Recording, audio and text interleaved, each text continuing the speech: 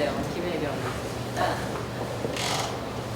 1시가 돼서 이제 시작하려고 하는데 이제 점심을 드셨어요? 네. 점심도 맛있게 드셨어요? 네. 오전 세션에는 좋은 시간 가지셨다고 제가 오전에는 보질 못해가지고 그래서 이어서 이번 시간에는 그 한국국제개발학 진단 기획 세션 두 번째로 시민사회에 대한 발제와 토론을 들어보도록 하겠습니다. 오늘 그 우선 발제하고 토론해 주실 분들을 먼저 소개를 해드리고요. 그리고 시작을 한장님 통해드리겠습니다. 제 옆에 계신 분은 ODA 워치의 한재강 사무총장이십니다.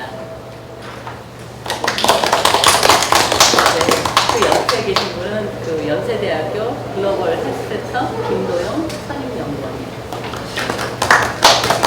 발제를 두 분이 해주실 거고요. 네, 제 오른쪽에는 가보의 나눔의 민경의 신부님이신데 저는 보통 신부님이라고 부르는데 사무총장님이십니다. 맨 오른쪽에는 KCOC 국제개발협력민간위원회 그 신재은 부장이십니다. 네, 이 두 분은 오늘 토론을 해주실 예정입니다. 그래서 워낙 시민사회 대부분 근데 여기 오신 분들이 시민사회에서 오셨나요? 혹시 한국 그 NGO나 시민사회에서 오신 거예요? 네, 종교 쪽에서 오신 거예요? 네. 학교에서 오신 거예요?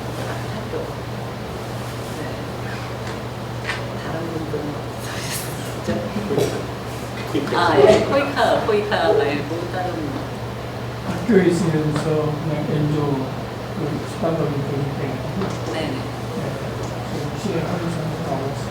네네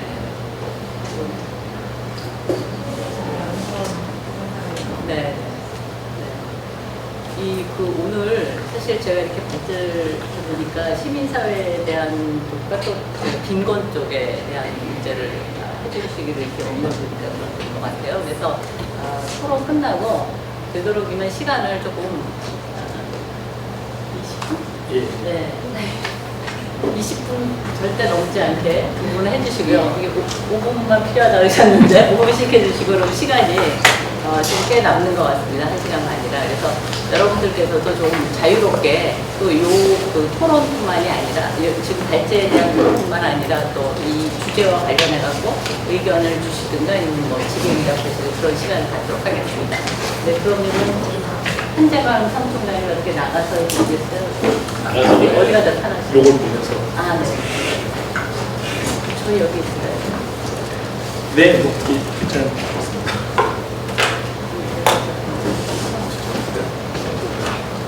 아니, 이렇게 보셔야 되면은 자료를 보셔야 될 것 같아요. 네. 예, 안녕하세요. 오대야치 한장 사무총장입니다. 제가 지금 5분인데요. 25분까지 해보겠습니다.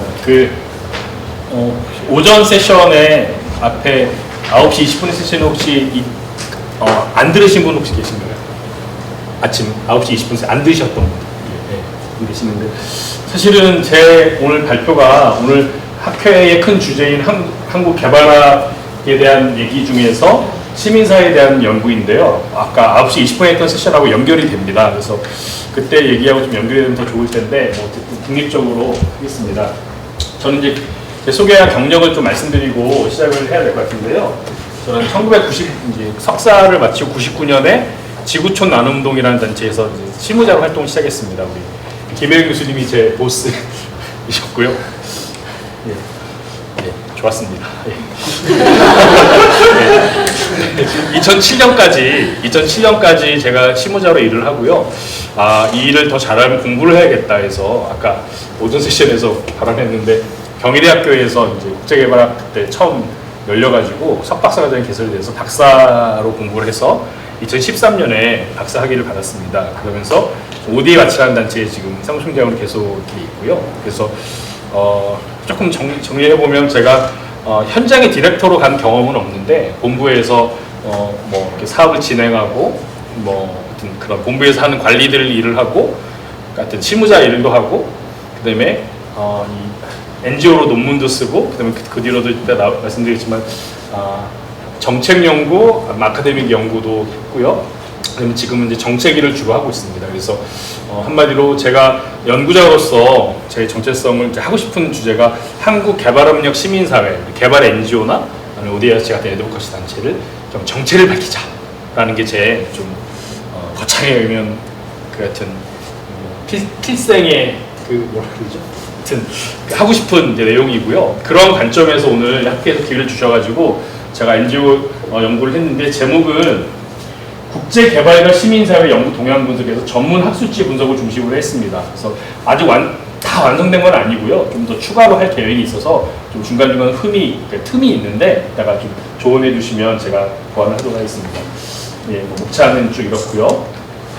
연구 배경은 뭐 그때 말씀드리면 1970년대까지는 국제사회에서 NGO 하면 뭐 세이브 더 칠드런, 월드비전 하면 국제사회에서 인식은요, 공여국의 인식은 그 교회 다니는 착한 애들, 인도주의 지원하면 얼른 달라고 잘 돕는, 근데 우리 정부하고는 좀 다른 데 있는 친구들, 좀 이런 인식이었습니다. 근데 8, 90년대 시간이 되면서 정부가 가지지 못하는 비교 우위도 있고 굉장히 효과적으로 일하기 때문에 NGO에게 재정 지원을 하고 파트너십을 가지자 해서 정부에 선호하는 공여국의 수단으로 되었고, 2009년에 아크라 회의에서 CSO가 독립적 개발 주체로 중요성 인정이 됐습니다.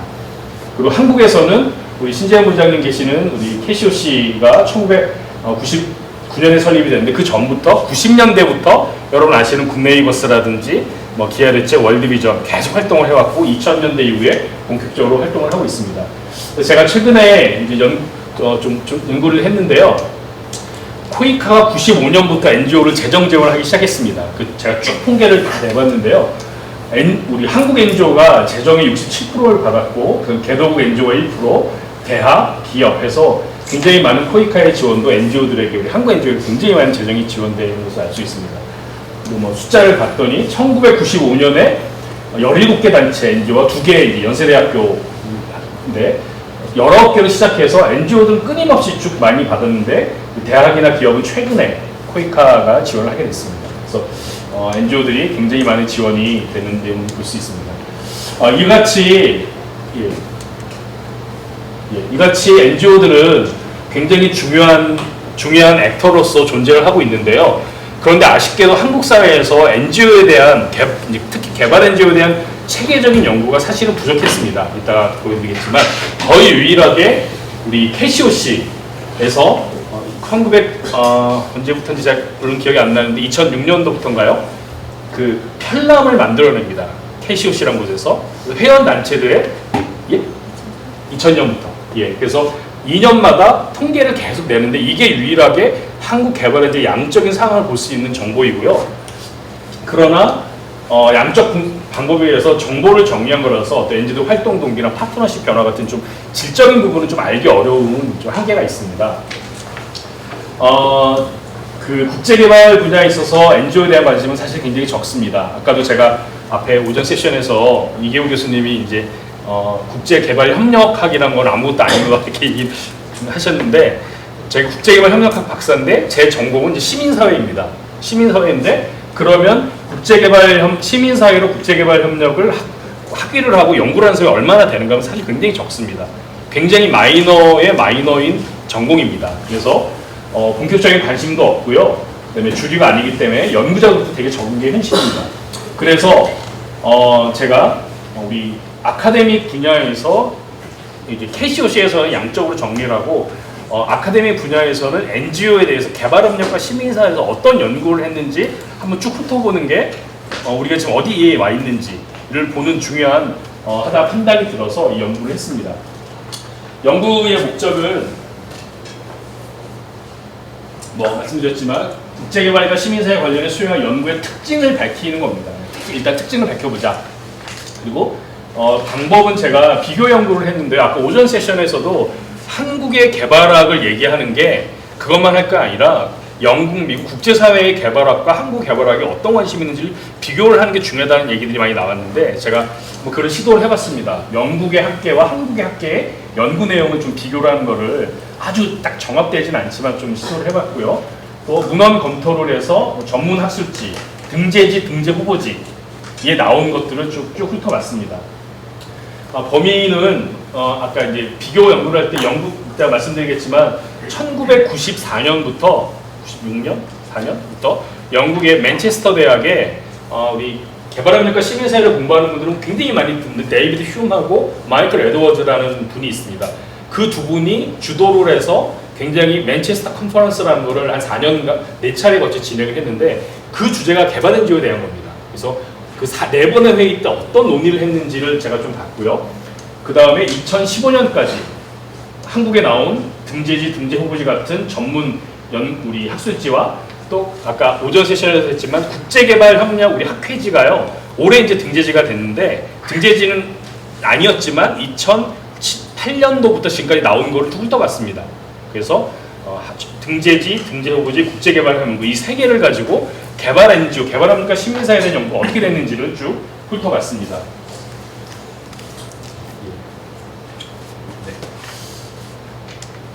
자, 그러면 국제사회의 개발협력, 국제개발과 시민사회 연구 흐름이 있는데요. 아까 좀 80년대 중반에요. 혹시 또 국제개발 많이 공부하시는 분들 아시겠지만 데이빗 코튼이라는 사람이고 데이빗 코르텐이라고 하는 분도 있는데 저는 코튼이라고 하는데 데이빗 코튼이라는 학자가 NGO의 세 가지 제너레이션이라는 나중에 이제 포스트 제너레이션이라고 했지만 이거를 월드 디벨롭먼트지에 기고를 했습니다.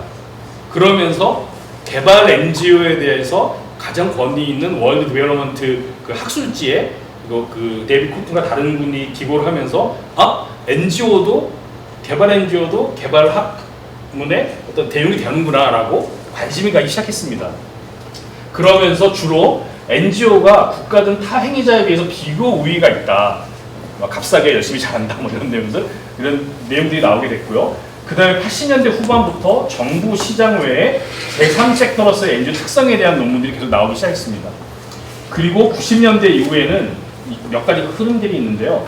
정부의 실패에 대한 대안으로서의 시민사회에 대한 연구가 나오면서 공여자와 정부의 실행자로서의 NGO의 파트너십, 또 정부 시민사회 및 국제기관과 NGO 관계에 대한 논문들이 90년대 이후에 계속 나오기 시작합니다. 그러면서 좀 전에 말씀드린 이 앞에 거는 이제 국제사회의 좀 내용이라면 영국에 포커스를 맞추면 아무래도 개발학이 오전 세션에도 있지만 개발학이 영국에서 시작이 되고 영국에서 이런 논문들이 계속 많이 나오는데 데이비드 휴움하고 마이클 에드워즈가 91년에 책에 보면 이런 표현이 나옵니다. 그 리즈 대학인가 어디서 컨퍼런스가 끝나고 둘이 차를 마시면서 둘이 관심사를 확인하면서 우리가 한번 컨퍼런스 열어보자 이런 표현이 나오는데 그래서 91년에 논의하면서 맨체스터 컨퍼런스가 시작되면서요. 92년에 맨체스터 대학이 시작해서 2005년에 다시 시작할 때까지 약 한 13년 정도 90년대부터 2000년대 중반까지 총 4회가 진행이 됐는데요. 10여 년 이상의 영국 개발학계에서 국제개발과 시민사회에 대한 주요 학술적 논문을 진행했습니다. 주요 연구는 뭐 내용이 많이 있지만 취약을 해보면 92년 맨체스터에서는 스케일링업이라는 표현이 나옵니다. 아마 공부하시는 분들 스케일링업 많이 들으실 텐데 지역에서 NGO가 잘했던 사업들을 어떻게 확장해서 전 지구적 빈곤을 해결할 것인가 스케일링업 하는 거죠.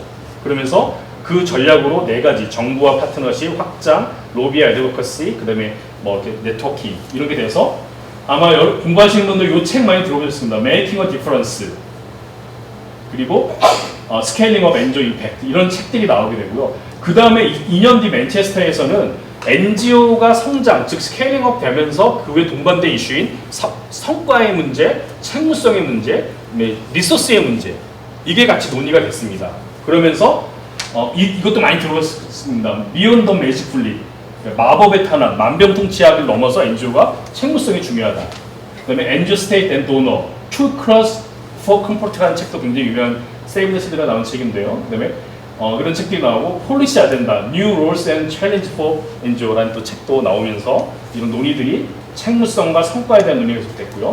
99년 버밍엄에서는 이제 글로벌라이제이션이 심화되면서 환경이 변화하면서 그 가운데 NGO 역할, 관계, 역량, 책무성에 대한 질문들이 쭉 나옵니다. New Roles and Relevance라는 책 저도 계속 보고 있는데 이런 책들, Beyond Aid라는 책들이 나오고요. 그다음 마지막 2005년 맨체스터에서는 드디어 대안, NGO가 과연 대안인가? 정부의 대안을 출범했는데 그 대안이 맞는가 하는 논의가 되면서 여러 내용이 나오고 Have NGO Make a Difference라는 또 책이 나오게 됩니다. 제가 책을 하나 소개해 드릴 텐데요. 제가 2008년에 영국에 이제 대학원에서 연수를 가서 이 책 써주면서 샀는데 많이 보셨어요. Can NGO Make Difference라는 책이 여기에 마이클 에드워가 쓴 책을 제가 여기 표가 나온 걸 정리한 겁니다. 하면서 2008년에 과연 우리 NGO가 Making Difference, 정부와 다른 우리가 차이가 있는가라는 질문에서 2005년에 그렇죠? 이런 질문이 우리가 정말 차이를 만들었는가, 정말 NGO는 뭐가 다른가 라는 관심으로 이렇게 쭉 돌아오게 됩니다. 자, 제가 25분까지 8분 살리겠습니다. 그러면서 제가 한국을 쭉 봤는데요. 아까 앞에는 뭐 DPR랑 KISS 다 했는데 저는 사실은 쉽게 하기 위해서 국회에 가시면 그 논문 검색이 있습니다. 그래서 거기에 웬만한 등재지는 다 돼 있거든요. 그래서 제가 키워드 검색을 했는데요. 두 가지를 검색을 했습니다. 국제개발협력, 국제개발 ODA, 군축개발원조, 해외원조 하고 시민사회, 시민사회단체, 개발 NGO, 국제개발 NGO, CSO, Civil Society Organization, NGO, Non-Government Organization, Development NGO를 결합을 해서 2,500개를 봤습니다. 사실은 저는 조교도 없고 그래서 와이프한테 자는 와이프한테 이리 와봐, 찾아봐. 그래서 찾았는데 제가 다시 쭉 봤고요. 가장 쉽게는 그냥 NGO 쳐서 나온 논문 중에서 국제개발을 다 보고 초록을 다 봤습니다. 논문들 초록을 봐서 결론적으로 24편을 제가 판정을 했습니다. 국제개발과 시민사회 관련된 논문이다 했고요. 보시면 2006년, 2010년 사이에 6편이 나왔고요. 2011년에서 15년 사이 18편이 나왔습니다. 그래서 2010년 이후에 굉장히 많이라기보다는 좀 더 많이 나왔죠. 아까 오전 세션이라고 좀 같이 맞물립니다. 다크 가입한 다음부터 연구자들 관심 많아지고요.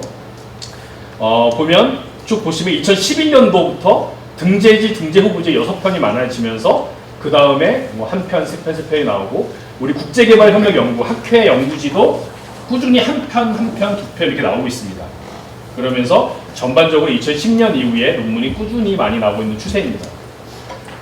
이게 이제 핵심인데요. 그 어떤 주제로 어떤 제목을 썼는데 등재지, 등재 후보지에 보시면 제가 그룹핑을 해봤습니다. 이 논문 제목들인데 이게 주제를 그 소주제와 제가 대주제로 나눠봤는데요. 정부와 시민사회의 관계 이게 4편이 있고요. 한국 개발 NGO의 특성, 한국 개발 NGO의 조직, 한국 개발 NGO의 뭐 신앙 기반, 한국 개발 NGO 협력 한국 개발 NGO 특성이 제일 많았고요. 개도국 NGO에 대한 논문, 또 일본 NGO에 대한 논문. 요건 제가 지구촌학교 입사 동기가 같이 쓴 논문인데, 하여튼 이렇게 돼 있습니다. 그다음에 우리 학회지,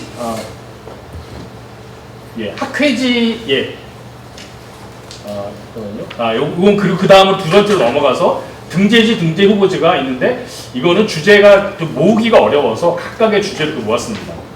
그래서 개도국 NGO, 국제 대한경제, 뭐 지구생태사회 NGO 간 파트너십, 노스사우스 NGO 파트너십 이런 식으로 다양한 주제가 있습니다. 요거는 우리 학회지에 대한 것만 구분해봤는데요. 학회지도 역시 한국 개발 NGO 특성이 3개가 있고 NGO 간 파트너십이 2개가 있고 NGO 이해관계자 참여해서 한 편이 있었습니다. 그래서 총계를 내보면 한국 개발 NGO 특성이 8편입니다. 한국 개발 NGO에 쓴 논문. 정부 시민사회 관계가 4편이고요. NGO, 북반구 NGO, 남반구 NGO 파트너십, 로컬 NGO 파트너십, 공역 수원국 개발 NGO 파트너십 이게 3편이 되고 개도국 NGO의 특징이 불학에 대한 게 있고 중국 NGO와 ADB 협력해서 이렇게 있고 나머지는 다 한 편씩들이 있었습니다. 그래서 구분해봤더니 아까 좀 전에 말씀드린 11개로 구분이 되는데요. 사실은 이따 토론자분들이 좀 아이디어를 주시면 여러분들이 이거 좀 더 좁힐 수 있을 거라 생각이 좀 듭니다. 예, 못합니다. 19편이 아니고 24편이고요. 예, 쭉 넘어가겠습니다. 시간별로 보면요. 3가지 특징이 발견이 됩니다. 그래서 전기간에 걸쳐서 전반적으로 한국 개발의 특성이 꾸준히 다뤄지고 있습니다. 여기 2009년도부터 해서 계속 한국 개발의 특성은 매년 빠지지 않고 거의 나오고요. 그리고 정부 시민사회 관련한 연구원 논문들은 앞에 보시면 2011년도 우리가 OECD당에 2010년에 가입하고 난 다음에 많은 연구자들이 OECD의 사례, 한국의 사례에서 정부 시민사회가 어떻게 변했는지에 대해서 그때 많아지게 됩니다. 그리고 2011년도에 이런 보시면 2011년도 이후에 말리의 옥스팜과 세이브 더 칠드런, 파트너십 비트윈 로컬 NGO, 인터내셔널 NGO, 그렇죠? 우간다 케이스, 그다음에 노스 사우스 NGO, 그다음에 브락 사례 이런 식으로 주제가 한국보다 전 세계 NGO에 대한 물론 이걸로 굉장히 확장된 것을 알 수 있습니다. 예. 그리고 등재지가 9개, 후보지가 9개 이렇게 돼 있고 기타 학술지 국제개발연구에서 좀 비슷하게 돼 있고요. 발행 기관은 국제개발학회가 그러니까 학회가 9개고요. 대학 관련 연구소가 5개, 그다음에 연구소가 하나인데 이 학회 중에서 우리 개발협력학회가 가장 많은 우리 NGO에 대한 논문을 썼습니다. 그 외에는 아시아학회, 그 외에는 다 한 편씩 이렇게 돼 있습니다. 그리고 대학에서도 외대 국제지역연구센터, 아까 오전 세션에 참석하실 분은 아시겠지만 지역학과 NGO, 지역과 NGO, 그러니까 말리 뭐 이런 케이스 같이 그런 게 3편이 있고요. 한양대학교의 제3섹터 연구소, 시민사회와 NGO 학술지 거기서 2편 있고 나머지 다 한 편씩이 되어 있습니다. 자, 그래서 이제 마무리를 좀 하면요. 제가 맨체스터 영국의 사례와 한국 사례를 좀 비교를 해봤습니다. 물론 영국은 92년부터 2005년까지 14년간이고 한국은 제일 먼저 나온 게 2006년이고 그럼 2015년까지입니다. 둘 사이에 간극이 있습니다.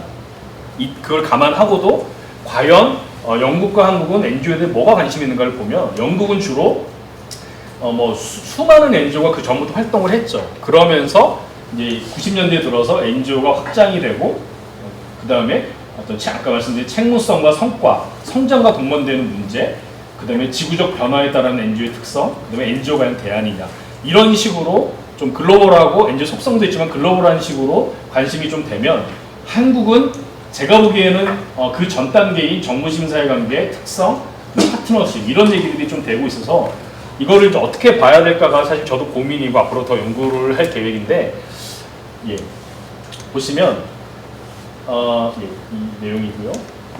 그래서 이렇게 정리해봤습니다. 그래서 국제학계와 연구학계는 비교 행위자로서의 영국 NGO가 대한 관심이 80년대부터 되면서 그다음에 정부 시민사회의 관계가 80년대, 90년대 되어 있었습니다. 그리고 그 NGO의 영향력 스케일링어, 그다음에 NGO의 어떤 필수 사항들, NGO가 대안인가 이렇게 됐는데 한국은 요 사이에 보면은 한국 NGO의 특성과 시민사회의 관계가 가장 많았습니다. 즉 한국은 아마 여기 어디 있는 것 같습니다. 국제학계가 80년대, 90년대 했던 연구들을 이제 한국은 2000년대 중반부터 지금 하고 있는 것이다. 당연한 것이 우리 개발 NGO들이 활동이 된 게 90년대 설립됐지만 2000년대 많이 설립됐기 때문에 우리의 고민이 어떤 연구보다 못하다 이런 수준이 아니고 발전의 강로 가운데서 우리 수준에 맞는 지금 고민을 하고 있는 것으로 생각합니다. 결론은 한국의 국제개발과 시민사회 관리 연구가 양적으로나 주제별로나 아직은 초기 단계에 있다. 2006년에 처음 논문이 나오고 지금까지 24편밖에 없습니다. 아까 소영상 교수님 앞에 발표하신 거, 이진 교수 발표하신 거에 860 몇 개가 있었는데 그 중에 24개가 NGO 대한 거죠. 5%라고 하셨는데 그리고 한국 학계는 한국 시민사회의 성장과 그에 따라 동반되는 다양한 주제 및 현상 그리고 변화하는 대내적 환경에 대한 한국 시민사회 대응 즉 영국 시민사회가 좀 이 당시에 고민했던 내용들에 대해서 우리가 좀 더 연구자들이 연구를 따라가자가 아니고요. 이런 상황들에 좀 더 고민하고 연구를 할 필요가 있다. 그리고 한국 개발안의 특성과 정보와의 관계도 논문이 몇 편 없고 지금 계속 진행 중인 거기 때문에 더 깊이 연구가 되어야 된다. 즉 심화할 필요도 있고 확장할 필요가 있다라는 게 제 논문의 연구의 결론이고 이제 감사합니다이지만 마지막으로 하고 싶은 말씀은 이걸 누가 하느냐입니다. 누가 하느냐. 저는 이제 말씀드렸지만 NGO 출신이고 제가 했던 일들을 아카데믹하게 풀어내는 게 제 과제라고 해서 이렇게 하는데 많은 이제 우리 활동가들이 NGO에서 일을 하고 있는데 그분들이 수많은 자료와 수많은 데이터와 수많은 기록들이 있는데 이거를 과연 연구로 풀어낼 수 있는가? 또 시민사회와 NGO를 잘 모르는 다른 부분에 있는 분들이 NGO에 대해서 옆에서 보면서 이걸 할 수 있는가? 해서 안 된다는 게 절대 아니고요. 어떻게 하면은 NGO를 이해하고 현장 개발을 알면서 아카데믹한 능력을 가진 사람들이 자기가 한 일들을 풀어낼 것인가가 굉장히 풍성하게 아까 오전 세션에 나왔지만 실증적인 연구와 아카데믹한 연구가 바로 연결이 되는 것을 해야 되는데 그걸 누가 할 것인가. 저는 개인적으로 제 후배들, 저 같은 후배들 여기에 많이 계시지만 우리 뭐 호의의 저기 선생님, 대표님 같은 또 우리 KCOC 분들 같이 NGO에서 자기가 일했던 일들을 아카데믹하게 풀어내는 것이 바로 우리의 과제가 아닐까. 거기에 우리 아카데미 선생님들과 함께 같이 공동 연구를 하면서 풀어야 되지 않을까 하는 생각으로 네, 고맙습니다. 네, 감사합니다. 사실 이 개발 NGO에 대한 연구가 사실 영국에서는 영국 NGO 측면에서 한 게 아니라 그 개발의 그 맥락에서 했잖아요. 그래서 사실 그때 당시 70년대 말 이때쯤에 그 현대화 이론, 서구에서의 그 현대화 이론에 대해서 이제 또 그 남반구에서는 종속 이론하고 이론적으로 막 싸우고 있을 때 사실 현장에서 너무나 답답하고 이러면서 사실 그때 이제 참여 개발이라든가 NGO가 하는 이런 방식 이런 거에 대해서 이제 참작을 하게 되고 이것이 사실은 이제 아까 그 말씀하신 그런 NGO에 대한 관심으로 이어지면서 그 월드 디벨롭먼트의 1987년에 NGO 시리즈를 냈거든요. 그래서 그때부터 이제 NGO에 대한 연구가 이제 좀 불이 붙어갖고 이렇게 그 맨체스터 컨퍼런스를 하면서 사실 최근에는 그 말씀하신 데이비드 휴미라든가 뭐 니콜라 벡스 같은 사람이 NGO에서 굉장히 그 비판적으로 얘기하고 그 too close to comfort 해가지고 정부랑 너무 가깝지 않느냐 그래서 그게 2탄이 나왔어요. 그래서 또 가디언 쪽에서 또 그거를 이제 너무 비판하는 거냐 아니냐 해갖고 또 영국에서는 이런 공방들이 사실 왔다 갔다 하는데 비해서 우리나라는 지금 이제 한 총장님이 발표하신 것처럼 사실 10년 동안 24편 나왔다는 거는 참 굉장히 적은 거지만 우리나라의 그 개발 협력의 이런 흐름이나 역사를 볼 때 앞으로는 이런 수준으로 나오지 않고 훨씬 더 많이 나올 것이다라는 생각이 들고 뭐 마지막 멘트는 혼자 외롭지 않게 다 같이 좀 여기 계신 분들 관심 가져주고 같이 하자는 정도. 네. 감사합니다. 일단 또 이렇게 김도영 연구원님의 발제를 듣고 그리고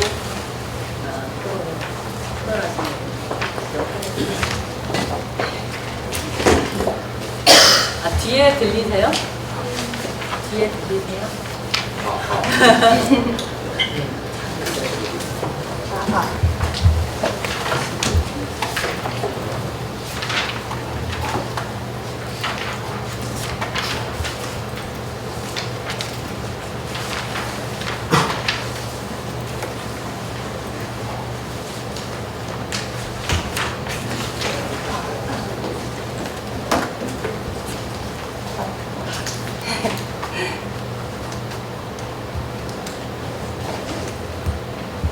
네, 안녕하세요. 제가 일단 초록을 내고 이제 합격 발표를 해도 좋겠다는 승인을 해주셔서 프로그램즈가 왔는데 제가 시민사회 세션에 또 한재강 사무총장님 저를 모르시지만 제가 너무나 잘 아는 유명한 사무총장님과 같이 이 발제를 한다는 거에 대해서 굉장히 부담을 많이 가졌습니다. 그래서 사실 어젯밤에는 잠도 조금 설치기도 하고 제가 과연 시민사회에 계시는 분들 앞에서 어떤 말씀을 드릴 수가 있을까 굉장히 고민을 많이 했었는데요. 먼저 사무총장님에 비하면 저는 너무나 병아리 같은 수준이지만 간단하게 제 소개를 드리면 저는 지금 원래 보건학으로 학부, 석사, 박사 과정을 다 했고요. 현재는 박사 수료하고 지금 국제보건, 특히 고혈압 사업으로 논문을 쓰고 있는 중이고요. 현장은 사실 지금 발표드리는 2011년에 필리핀 관련한 연구를 한 게 그 WHO의 서태평양 지역 사무소랑 같이 필리핀, 중국, 한국, 일본의 그 건강 수준이라던가 그런 것들을 비교하는 연구를 했던 적이 있습니다. 그래서 그때 좀 했던 내용들이 지금 이제 발표를 드리는 내용이고요. 그때 국제보건에 좀 관심을 갖기 시작해서 2012년에 그 코이카 지원으로 에티오피아에서 민간협력 사업을 PM으로서 2년 동안 이제 활동을 했었고요. 그때 시민사회 분들 많이 만나 뵈서 그때 얘기도 좀 많이 하고, 그리고 돌아와서는 현재 페루 그 건강증진 사업과 DR 콩고의 모자보건 사업을 국내에서 지원하는 그런 일을 하고 있습니다. 오늘 제가 말씀드릴 내용이 필리핀 빈곤 지역 주민의 운동 실천 및 가족 친구 지지가 주관적 건강에 미치는 영향에 대한 연구입니다. 본 연구는 저 혼자 한 건 아니고요. 저희 대학원의 김재호 연구원과 보건행정학과의 남은우 교수님이 공동으로 수행한 연구입니다. 보건학 측면에서 건강을 정의할 때 우리가 일반적으로 잘 알고 있는 그 의학적으로 진단을 할 수 있는 수치화가 가능한 객관적인 건강이 있고요. 그리고 말 그대로 개인이 자신의 건강 상태를 좋다 나쁘다라고 평가를 할 수 있는 주관적 건강, 이렇게 두 가지가 있습니다. 의학적으로 진단을 하고 측정을 하는 그런 객관적인 건강도 물론 중요하지만요.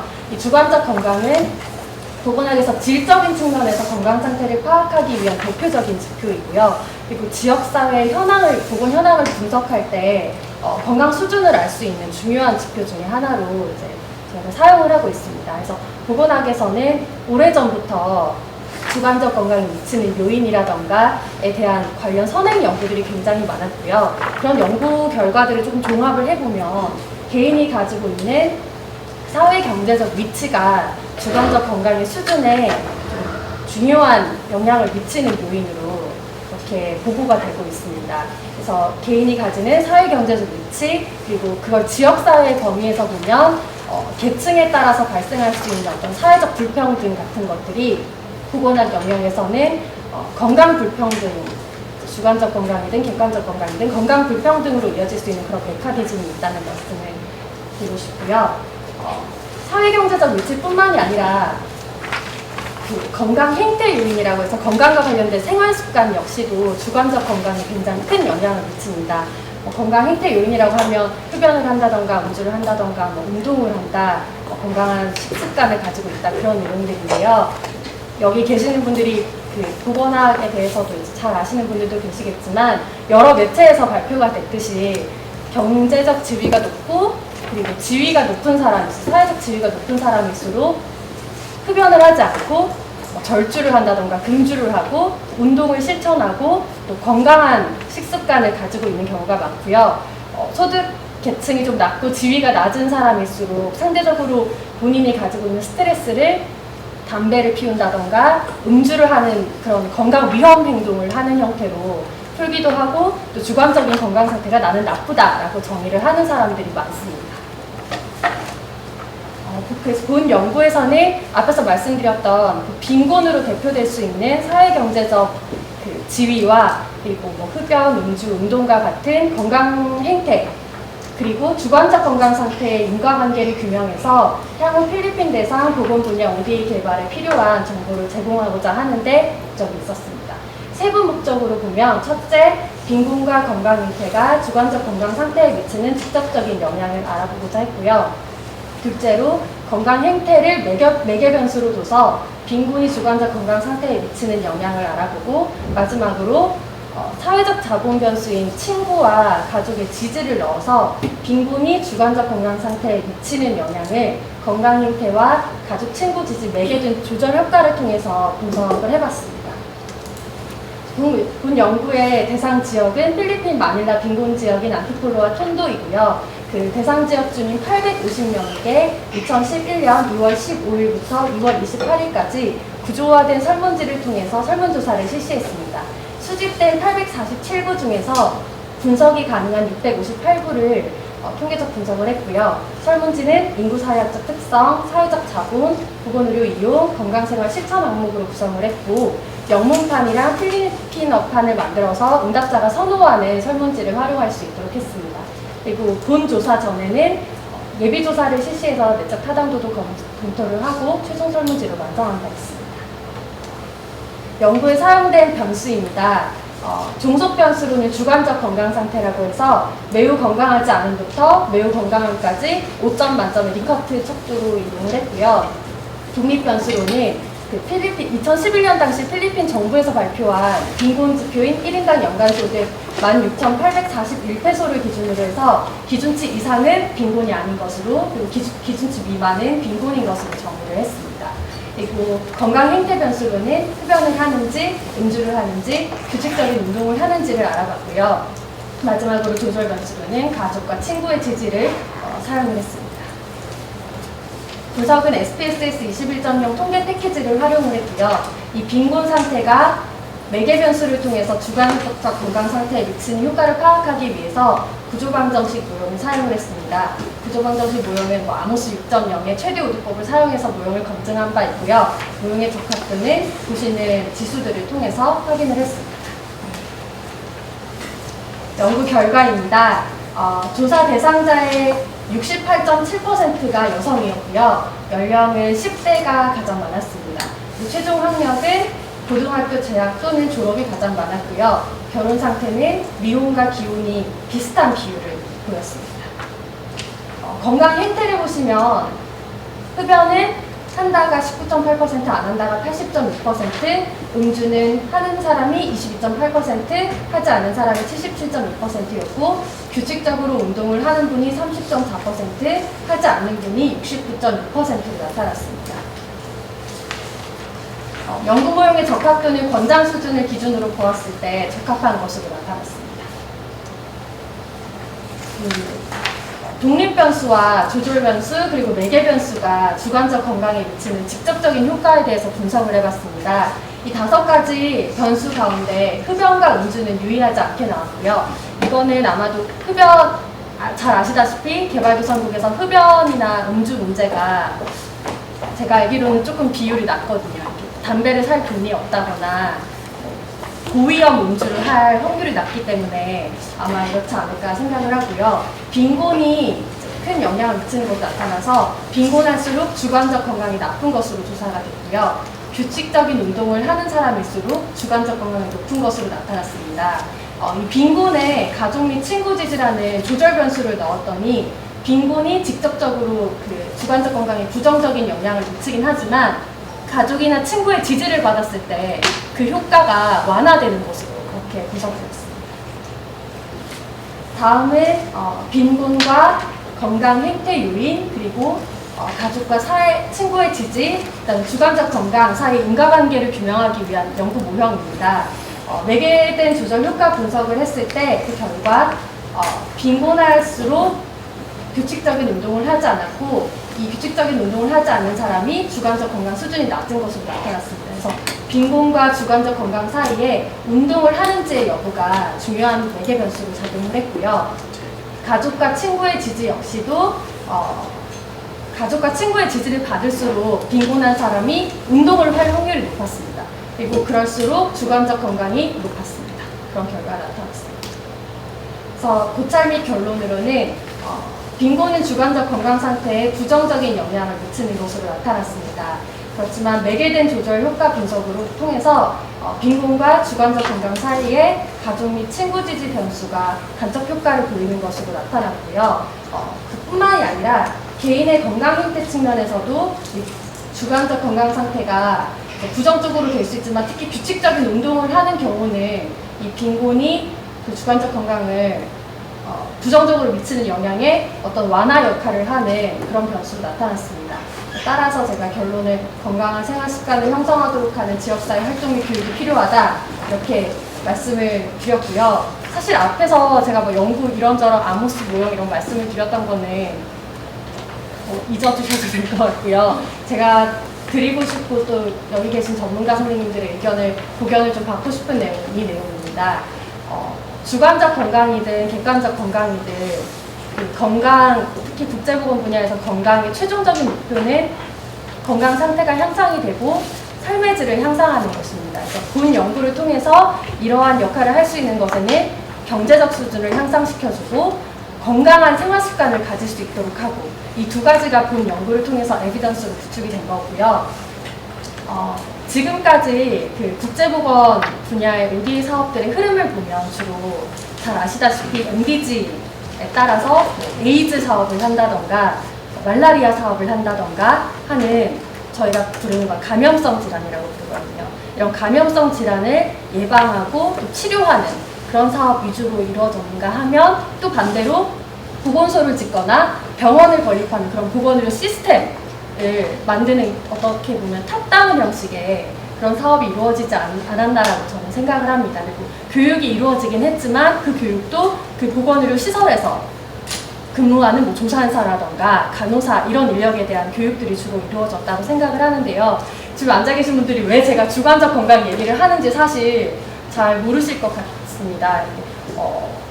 저희가 가장 빈곤하다고 생각하는 대륙인 아프리카에서 사망이 어떤 질환이 가장 많은지 아십니까? 그 WHO의 발표에 의하면요, 전 세계에서 한 해에 저희가 NCD라고 부르는 비감염성 질환이라고 부르는 질환으로 사망하는 분들이 70%가 됩니다. 전 세계의 사망 원인의 70%가 감염성 질환이 아닌 비감염성 질환이고요. 그 가운데 80%가 개발도상국에서 일어나고 있습니다. 질환, 그 다음에 보건의료 시스템 위주의 이제 접근을 해왔는데 알고 보니까 비감염성 질환으로 인한 사망이 훨씬 더 큰 확률을 보이고 있었거든요. 비감염성 질병이 뭐가? 비감염성 질환은 주로 암, 그 다음에 뇌혈관 질환, 심혈관 질환이고요. 이런 것들을 이제 매개하는 리스크 팩터들은 뭐 비만, 고혈압 이런 것들이 있습니다. 그래서 제가 말씀드렸던 이런 비만이나 고혈압 같은 것들을 또다시 리스크 팩터를 보면 운동을 하지 않는다던가 뭐 흡연을 한다던가 음주를 한다던가 하는 불건강한 행태가 요인이거든요. 그래서 혹시 생활습관병이라고 들어보셨는지 모르겠어요. 만성질환을 옛날에는 생활습관병이라고 했거든요. 그러니까 이런 생활습관이 이제 결국은 NCD, 비감염성 질환을 부르는 가장 기초적인 리스크 팩터들이고요. 제가 말씀드렸던 필리핀 같은 경우도 WHO의 NCD 컨트리 프로파일을 보면 한 해 사망의 2014년 사망의 67%가 이런 NCD 질환이었습니다. 그래서 조금 이제는 그 이후에 2011년에 UN 본부에서 NCD 질환과 생활습관병을 개선하는 그런 내용으로 그 정상회의가 열린 것으로 제가 알고 있고요. 그리고 최근에 9월에 발표된 SDG에 보면 지금까지는 에이즈나 뭐 말라리아, 그 다음에 그 모성건강, 문자보건 위주였다면 자세히 보시면 이제 세부 목표에 보면 뭐 NCD로 인한 조기 사망을 3분의 1을 감소시킨다가 있고요. 또 세부 목표를 또 보면 이행 전략에 보면 뭐 흡연에 대한 WHO의 FCTC 뭐 전략을 준수한다. 뭐 이런 내용의 건강 행태를 개선해야 되는 내용이 SDG에 포함이 되어 있습니다. 그래서 앞으로의 보건 사업을 할 때는 개발도상국에서도 이런 사업이 조금 필요하지 않을까 생각을 했고요. 그리고 가장 이제 저희가 효과를 볼 수 있는 사업이라고 생각하는 거는 사실 보건 교육이거든요.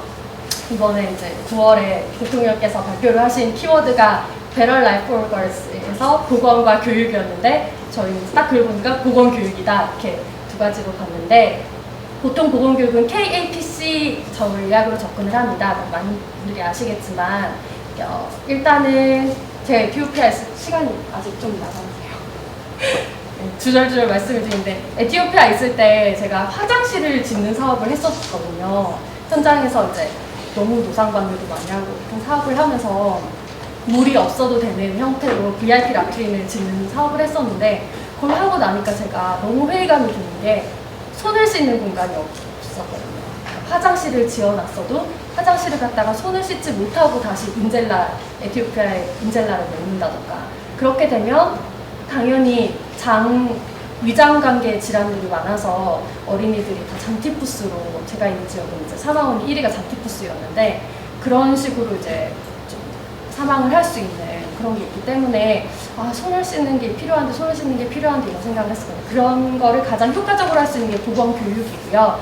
그래서 일단은 K에서 난리지 해가지고 지역사회 주민들, 그 다음에 뭐 학생들, 어린이들, 모든 대상자들의 보건과 관련된 인식의 중요성을 향상시키는, 지식을 향상시키는 사업이 필요하고 A에서 애티튜드에서 그것이 꼭 필요하다는 그런 중요성 가지는 그런 애티튜드, 그 다음에 P, 프랙티스에서 실제로 실천할 수 있는 것, 그 다음에 컨피던스에서 물론 WHO 헌장에 국가와 이제 공연국들은 그런 건강권을 보장해야 되고 건강권을 주기 위해서 뭐 최선의 노력을 다해야 된다고는 되어 있지만 개인의 건강한 생활 습관을 좌지우지하는 건 사실 본인이 할 수 있는 노력이라고 보잖아요. 그래서 C에서 컨피던스에서 비록 그 물리적인 여건들이 충분치 않더라도 내가 할 수 있는 범위 안에서 그 건강한 생활 습관을 실천하는 그런 형태의 KLPC와 관련된 사업들이 필요하지 않을까 하고요.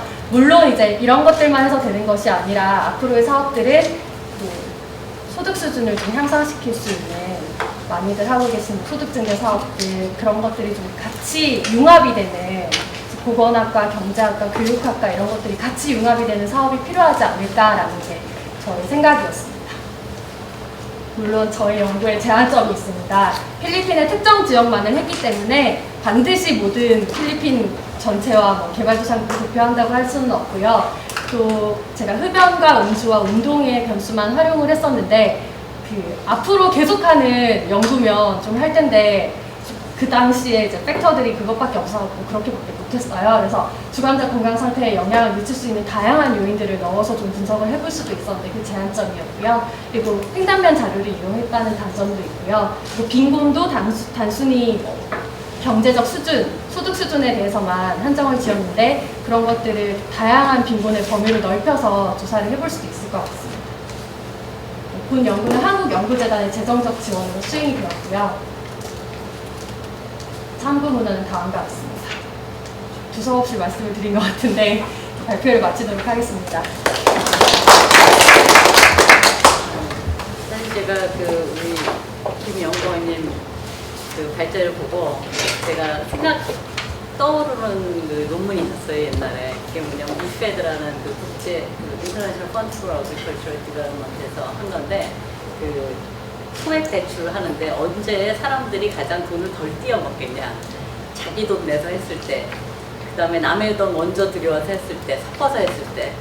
근데 그거 갖고 30페이지나 썼더라고요, 논문을. 그래서 저는 그걸 보면서 당연히 자기 돈 갖고 했을 때 안 떼먹는 거는 뭐하러 이렇게 30페이지나 쓰나 그러고 사실 볼 때도 건강한 그 운동하는 게 당연하지라고 생각을 했는데 지금 발표하시는 걸 들으니까 아 제가 굉장히 진짜 무지하구나 이런 생각을 했습니다. 그래서 이 그 왜 시민사회에 이 발표가 들어왔을까라는 생각을 했었는데 사실 그 시민사회에서 가서 할 때는 그런 어떤 그 물질이라든가 그 돈을 주는 것보다는 주민들과 밀착해갖고 또 하는 사업들이 많기 때문에 그런 그 어떤 개발이 되지 못하는 문제점이 그 아주 테크니컬할 때가 있고 그 다음에는 주민들의 그 어떤 그 태도라든가 생활 습관을 바꿔야 되는 이런 경우가 있는데 그런 것까지를 다 포괄해서 지금 그 보건하고 연결을 해서 해주신 것 같고 또 시민사회에서 할 때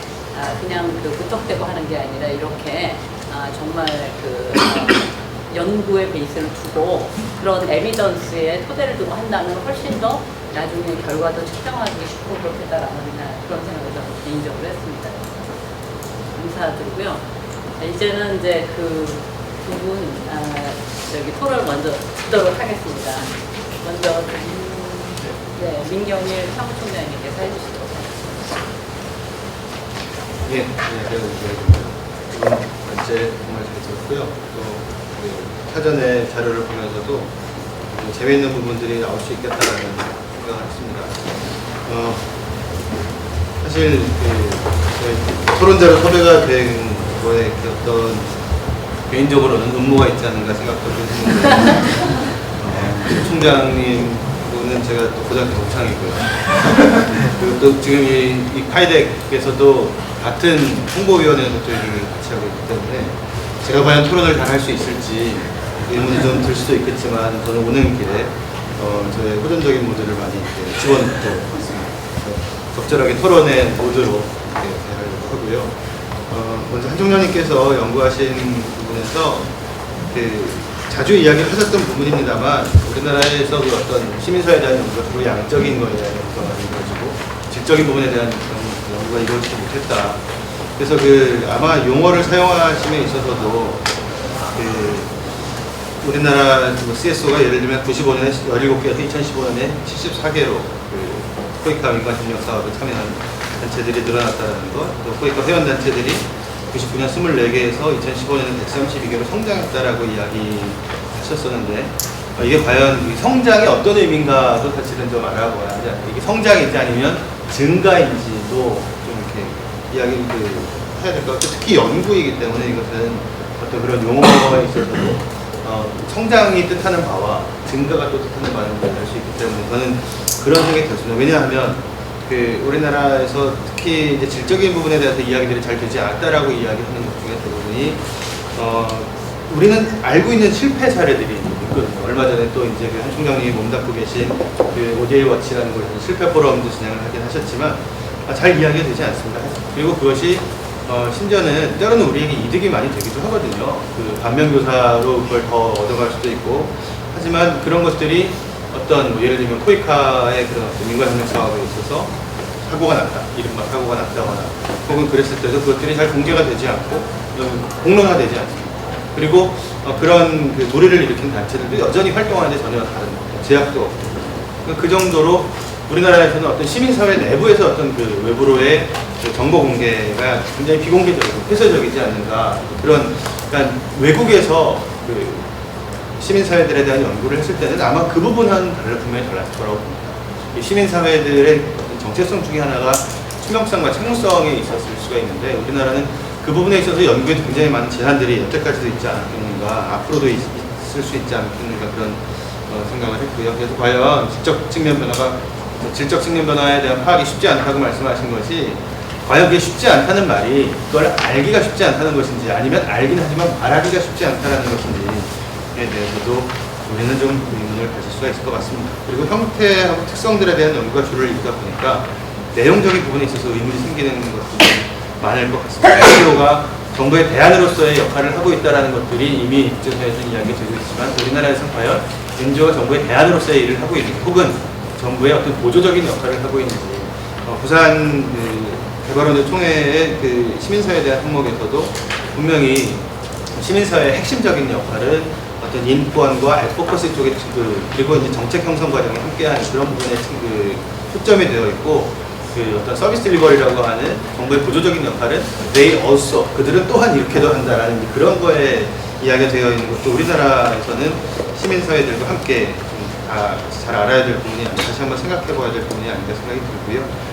그런 면에서 NGO가 타 행위자에 대해서 비교 우위에 있다는 말이 우리나라에도 적용될 수 있을지, 우리나라도 물론 NGO들이 비교 우위에 있는 부분들이 몇몇 가지 있습니다. 특히 이제 모금 분야에 있어서는 많이 그렇게 생각이 드는데, 과연 그것이 이행 분야라든가 어떤 결과를 과정이나 이런 부분에 대해서도 이야기가 될 수 있을까. 그래서 앞으로 나오는 그런 연구들은 CSO들의 본연적인 정체성 혹은 특성이라고 할 수 있는 책무성에 대한 연구들, 그런 것들이 좀 과제이지 않을까 싶기도 하고요.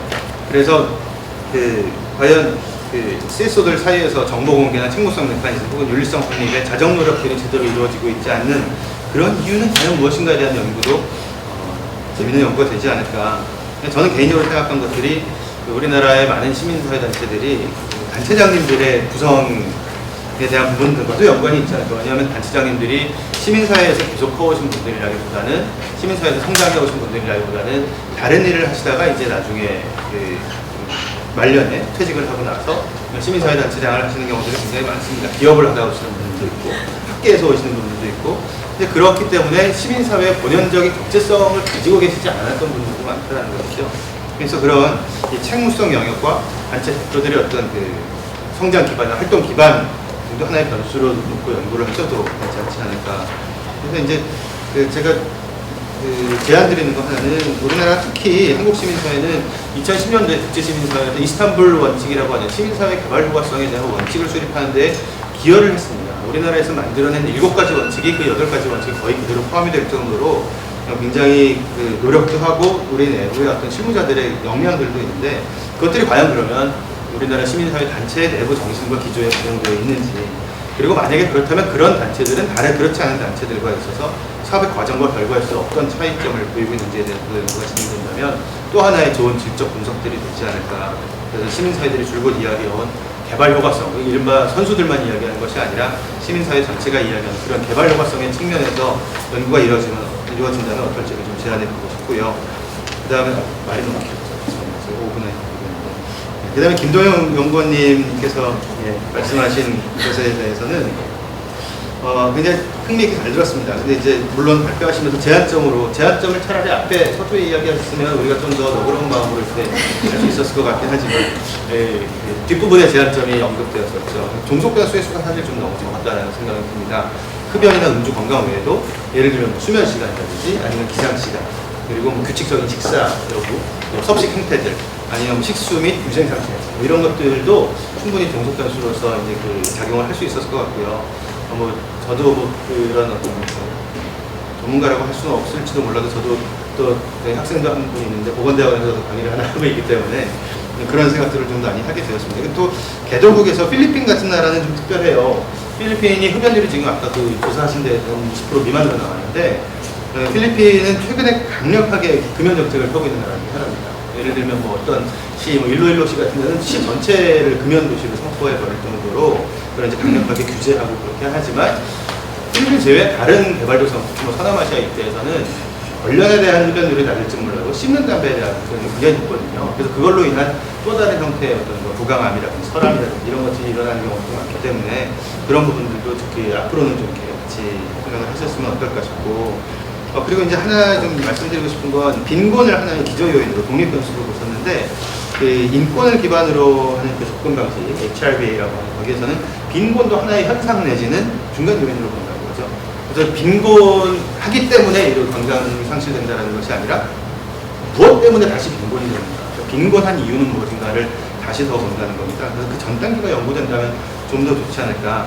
예를 들면 차별, 아까도 말씀드렸지만 건강 차별뿐만 아니라 사회적인 차별, 부패라든지 법치의 부재라든지 착취라든지 아니면 그런 정책 실패라든지 이런 다양한 요소들이 개인과 가정들을 빈곤으로 내몰고 그 빈곤은 다시금 주민들의 삶을 이제 힘들기 때문에 담배를 핀다든지 뭐 담배 피는 분들이 모두 다 그런 건 아니지만 아니면 운동할 시간이 없다든지 그런 여력이 없게끔 만드는 주민들의 삶을 피폐화시키는 것은 아닐까. 정부의 정책 실패 혹은 거버넌스 같은 것들도 빈곤의 주요 요소이기 때문에 그런 것들이 어떤 주민들로 하여금 건강한 삶을 살지 못하게 하는 그런 것들에 대한 연구들도 함께 병행된다면 좀 더 좋을 것 같고요. 아까 좋은 제안을 하셨는데 학문 간의 융합의 필요성이 필요하다.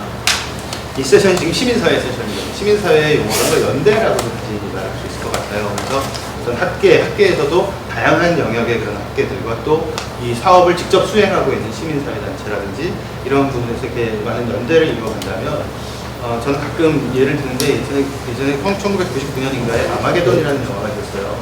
그 외계 행성을 폭파시켜야 지구가 안전해진다는 건데 그때 그 영화의 말도 안 되는 설정이 땅굴 파는 사람들한테 우주비행 훈련시켜서 우주비행선을 몰게 했거든요. 근데 그런 것이 영화에서만 나와야지 실생활에서 이루어지면 안 되는데 사실 실생활에서 많이 그렇게 되죠. 한 분야의 전문가인데 다른 분야도 내가 알고 있는 것처럼 행동들을 많이 하고 직접 사용을 사업을 수행하거든요. 그런 의미에서 우주비행사는 우주비행선을 몰고 땅굴 파는 사람들은 땅굴을 파고 폭약을 설치하는 사람들은 폭약을 설치할 수 있게 학계와 시민사회와 또 어떤 뭐 경제계와 이런 것들이 다 연대해서 나간다면 그리고 그런 것들에 대한 연구를 토대로 김 총장님, 김 교수님 말씀하신 것처럼 실제 사업들이 진행된다면 그래도 그게 더 좋은 영향을 미치지 않을까 그런 생각으로 말씀을 드렸습니다. 고맙습니다. 제가 5분이라 그러실 때부터 좀 아닐 것이다 라고 생각을 했습니다. 네, 아마 한국연구재단에서 돈을 조금 주는 것 같아요.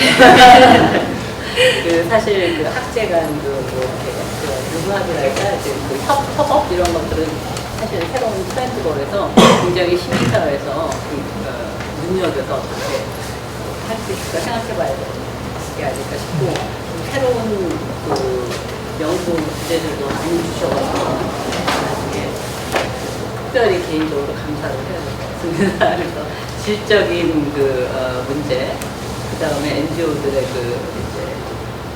책무성 문제, 그 다음에 내용적인 면에서의 NGO의 역할이라든가, 그 다음에 실제 사례로부터 이제 배우는 러닝 이런 것들을 이제 말씀드렸습니다.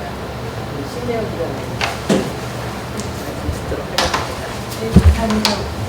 두 연구를 이제 미리 보면서 좀 정리도 할 수 있는 시간이었고 또 한편으로 이제 보건 쪽의 부분에서도 아까 말씀하신 NCD라는 부분에 대한 요 관점에서 흥미 있게 읽었습니다.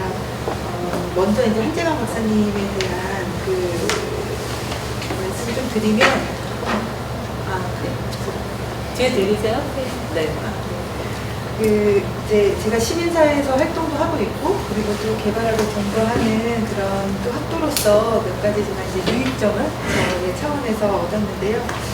첫 번째로는 그 아무래도 이제 영국의 이 시민사회 활동들이 아무래도 선진 공역계 혹은 저희보다 앞서서 이런 활동들을 많이 했기 때문에 현재 저희가 저희 한국 시민사회가 맞이하고 있는 여러 가지 NGO의 성장과 관련된 부분, 영향력, 그리고 그에 따른 뭐 성과나 책무성, 그리고 대안성 이런 부분에서 많이 맞닿는 주제가 많은 것 같습니다. 그런 부분에서 다시 한번 되짚어 볼 수 있어서 좋았고요. 두 번째로는 사실은 15년 동안 이 연구들이 진행이 됐는데요. 그때 사실 이 학계의 노력을 통해서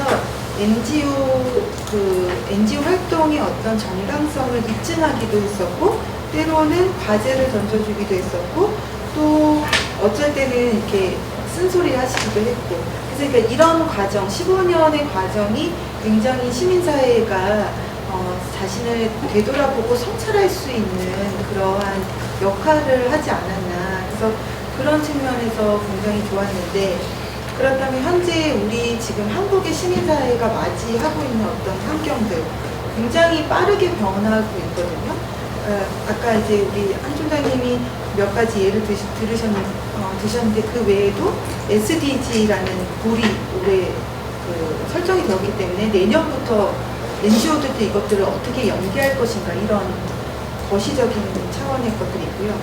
2차 지금 선진화 계획, 국제개발협력 계획들이 지금 마련이 됐잖아요. 이제 마련이 돼서 내년부터 또 실행이 되는데 이런 부분, 그런 와중에 지금 시민사회와 정부의 파트너십이 기존보다 후퇴하는 그런 이제 보조금으로 전환되는 그런 사건이라든지, 그 다음에 기업의 참여가 되게 증가하면서 기업 쪽의 CSR의 모금, 재원들이 투입되는 부분들, 그런 부분들이 또 NGO의 활동에 굉장히 영향을 많이 미치고 있고요.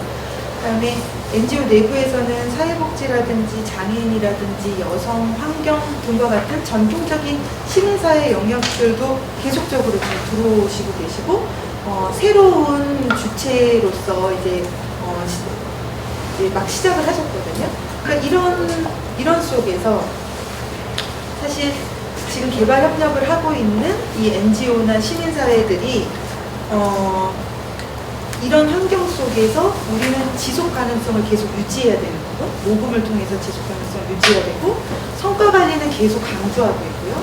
그리고 회계 책무성 계속 강조하고 있는 이런 복잡 다단한 그런 환경 속에서 진짜 살아남아야 되는 것을 많이 느낍니다. 네, 그러니까 그럴 때 그러다 보니까 사실은 우리 시민사회 내에서 우리 스스로 다시 한번 돌아봐야 되는 그런 정당성 문제라든지, 지금 현재 볼 수 있는 그런 단기간의 효과를 넘어서 임팩트 부분이라든지 이런 부분에 대해서는 사실은 신경을 쓸 수 있는 여유가 그렇게 많은 것인가 라는 질문을 다시 한번 해봅니다. 그래서 한국 시민사회에서도 이렇게 어떤 학계하고 연계가 되어서 계속 한국 시민사회 자체가 건강함을 유지할 수 있도록 해주는 그런 기능들을 학계에서 같이 해주신다면 굉장히 좋겠다라는, 그리고 우리가 반면교사를 삼을 수 있겠다 이런 생각을 해봅니다. 그리고 이제 세 번째로는 이제 한국의 현실이 지금 이제 10년간 24개다. 이 외에도 사실은 국제개발학을 하고 있는 학교들이 있기 때문에 그곳에서 나온 논문들이 있을 것 같아요. 근데 그 논문들을 합치더라도 그 수는 그렇게 많지 않은 것 같습니다. 그래서 사실은 이 분야에 종사하시는, 그리고 학계에 종사하시는 분들이 좀 더 많은 그런 관심이 필요한 게 아닌가 이런 생각을 좀 해봤습니다. 근데 이런 이제 유익점, 제가 얻은 유익점에도 불구하고 좀 이제 질문을 드리고 싶은 부분이 있습니다. 그래서 5분이 되는,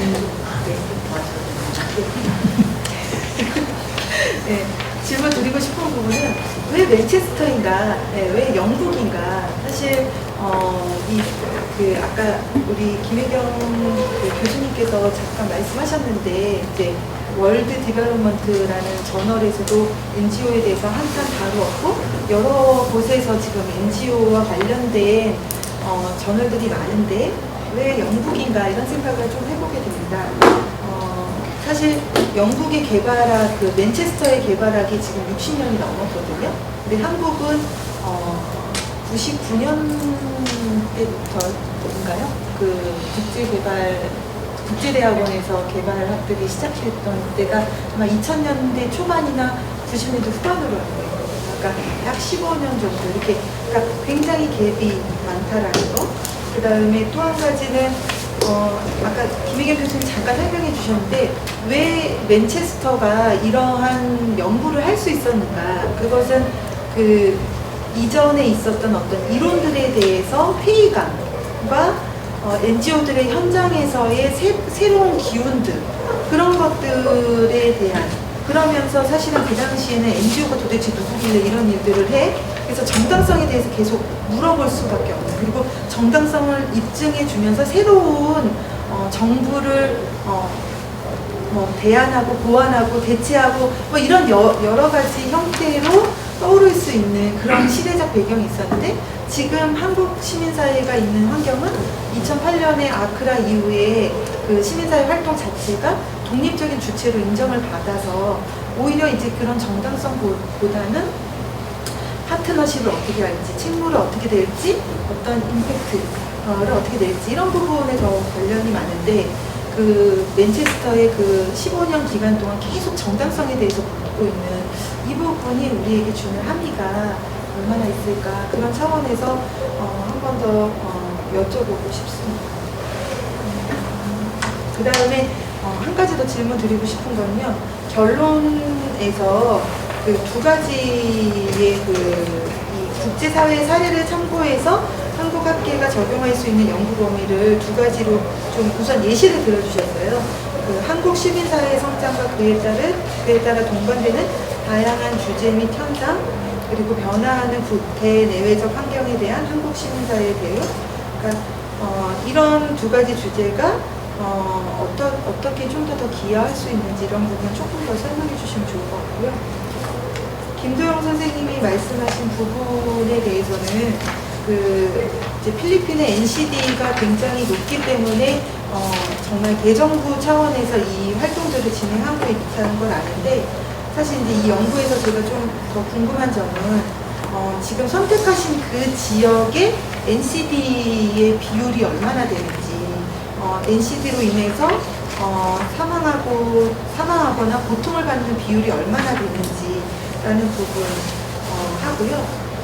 그다음에 지금 그 요인으로 그 세 가지를 꼽으셨는데 그 흡연, 알코올, 운동 이렇게 됐는데 사실 알코올이라는 부분은 알코올을 한다 안 한다로 측정하는 게 아니라 알코올이 얼마나 해가 될 정도로 마시냐 안 마시느냐 흡연도 그런 수치가 있을 텐데 여기 질문에서는 한다 안 한다로만 돼 있어서 사실 이것들에 대해서 지금 이제 그 필리핀 정부에서 내놓은 자료들과는 좀 다르기 때문에 저희가 이걸 어떻게 해석해야 될지라는 부분들이 좀 그렇습니다.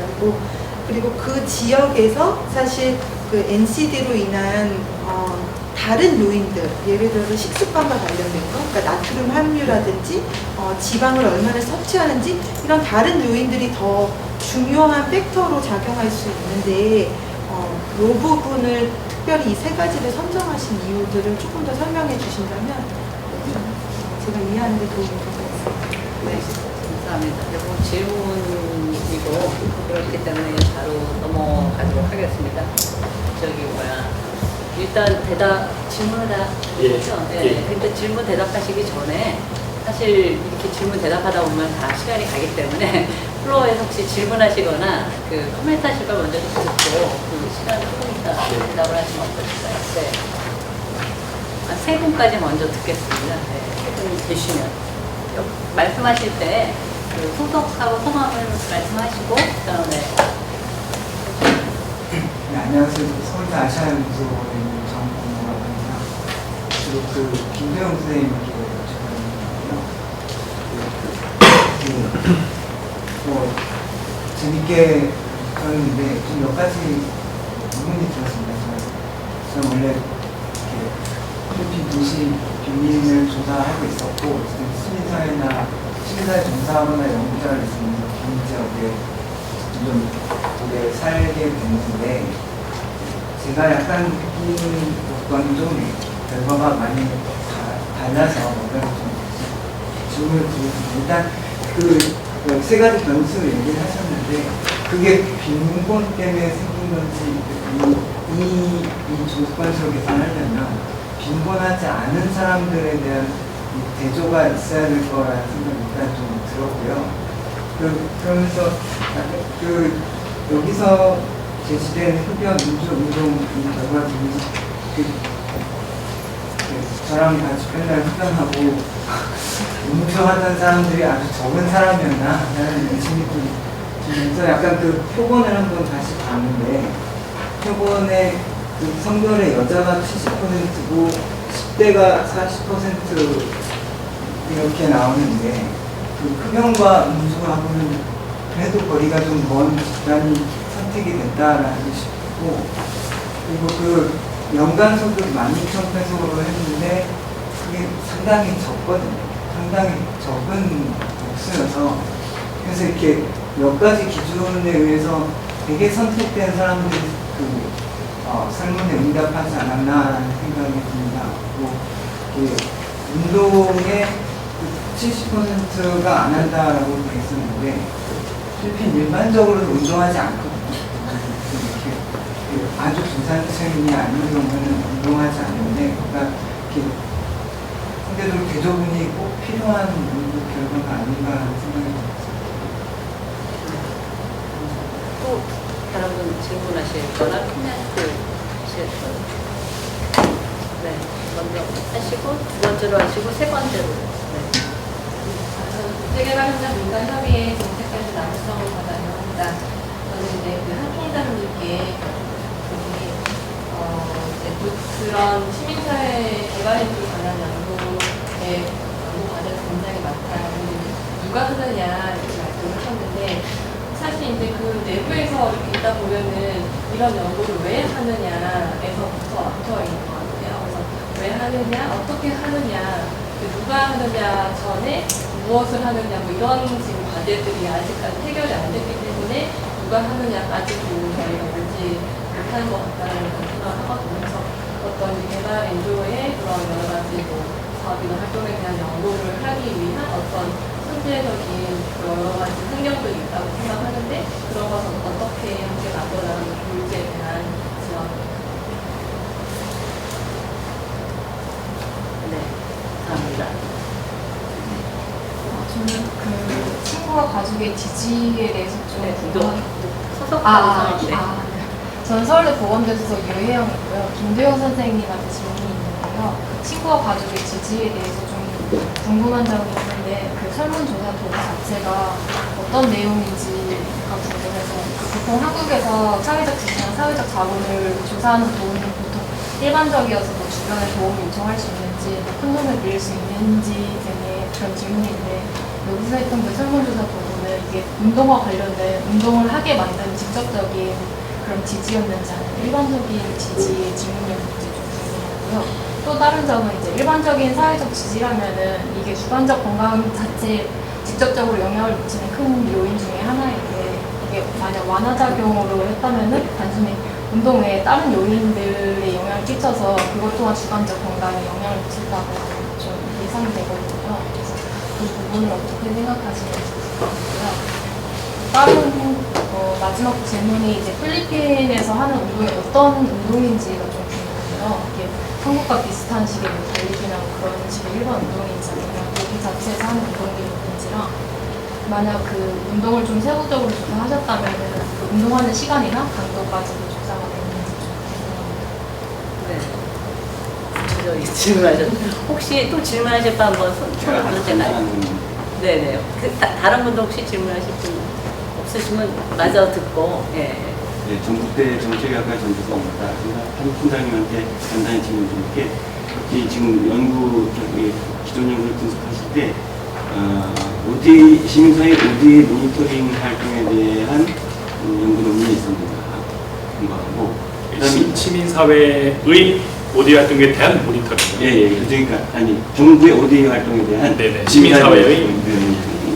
두 번째는 지금 민관협력에 참여하는 꽤나 많았잖아요. 이 논란인데 협력하면서 비판도 해야 되잖아요. 이런 것 가운데 협력과 비판 사이에 갈등, 고민, 긴장에 관한 논문이 있는지 그 논문을 물어보시는 거예요? 실제 연구의 구성이니까 연구가 있는지. 네, 연구가 있는지. 네. 그러면은 아까 발제 순서 거꾸로 김정영 연구원님. 네, 토론과 질문을 해주신 모든 분들께 감사드립니다. 제가 연구 주제로 지금 약간 논문 프로포저를 발표한 다음에 디펜스를 하는 느낌에 지금 좀 그런데, 먼저 민경일 사무총장님께서 말씀해 주신 것처럼 오늘 NGO와 관련된 연구 페이퍼들에 대한 말씀을 해주셨는데, 국제보건 분야는 사실 제가 봤을 때는 해보진 않았지만 더 적으면 적지 않을까 싶습니다. 생각보다 저희가 지금 그 연구를 하는 중이거든요. 네. 그래서 일단 국제보건 분야에서도 지금 비슷한 수준으로 페이퍼들이 발표가 되었기 때문에 요즘 강조하는 에비던스 베이스드 플래닝이라던가 에비던스 베이스드 프로젝트 같은 것들이 아직 국제보건 분야에서는 좀 부족하지 않나 싶고요. 그런 역할을 지금 학계에서도 열심히, 저도 학도로서 열심히 논문을 만들어내고 있는데, 그래서 좀 그런 거를 좀 해야 되지 않을까, 이렇게 말씀하신 대로 다양한 변수들을 넣어서 다양하게 이제 분석을 할 필요가 있다고 생각하고요. 현재도 지금 그렇게 하는 중에 있고요. 그리고 뭐 PMC라고 하는 코이카에서 부르는 PMC 중에 듣기로는 PM과 PC를 떨어뜨려서 뭐 이렇게 실행을 하는 기관과 모니터링하는 기관을 뭐 같이 두겠다, 이런 것들에 대한 이야기도 나오는 걸로 알고 있는데, 그런 부분에 있어서 대학이 갖고 있는 장점과 또 시민사회가 가지고 계시는 노하우들이 많으시니까 말씀하셨던 연대가 분명히 이제 일어날 수 있는 게 있지 않을까, 이렇게 좋은 시너지 효과가 나지 않을까, 그렇게 생각을 했습니다. 신재현 부장님께서 말씀해 주셨던 게, 사실 지금 제가 했던 연구가 이게 뭐 보건을 위하기보다는 조금 전반적인 그냥 평가, 그 지역을 평가하는 거였어서 뭐 사망 원인, 뭐 사회적 자본, 이런 내용들이 좀 많았어요. 그래서 변수가 흡연, 음주, 운동만 들어가 있는데, 말씀하신 대로 식습관이라던가 건강 행태는 다양한 내용들이 있기 때문에 그런 것들을 조금 같이 분석을 할 수 있었으면 좋았다는, 저도 이제 아쉬움이 있거든요. 어떻게 보면 이 연구가 이미 끝난 연구라서 지금 당장 이 부분에 대해서는 할 수가 없을 것 같고요. 다른 국가에서 이와 유사한 것들을 할 때는 그런 다양한 변수들을 넣어서 조금 더 면밀하게 분석을 해볼 수 있지 않을까, 그렇게 생각을 합니다. 그리고 아까 서울대학교 말씀해 주셨던 것도, 이게 사실 조금 저희 연구의 한계인데, 필리핀 주민이죠. 필리핀 잘 모르는데 제가 연구를